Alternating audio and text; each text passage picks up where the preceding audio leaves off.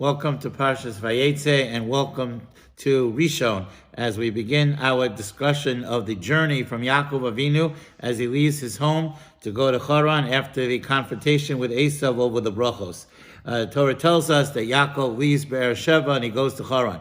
Rashi brings down the famous idea that it says Vayeitzei and Vayelech to show that when a tzaddik leaves a city or when a tzaddik comes to a city, there is a special impression that he leaves. Yaakov travels and he stops at Har Moriah. Rashi points out that he comes to a place that's mentioned before, which is Har Moriah, which was where Akedas Yitzchak took place, which was the future home of the Beis HaMikdash. Yaakov has his famous dream there where he sees the Malachim on a ladder going up and down. And we know later on from the Parsha that the explanation is that the Malachim that were going up represented the Malachim protecting him in Eretz Yisrael. The Malachim coming down represented the Malachim that were protecting him as he leaves Eretz Yisrael.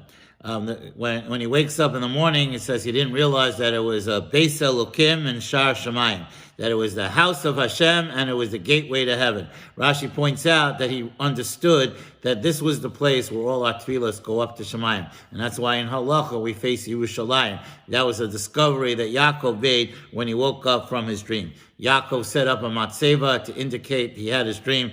We all know that the matzeva was the rock, which the Medrash brings down.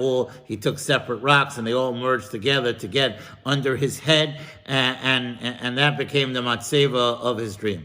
HaKadosh Baruch Hu comes to him in the dream and promises the Eretz Yisrael.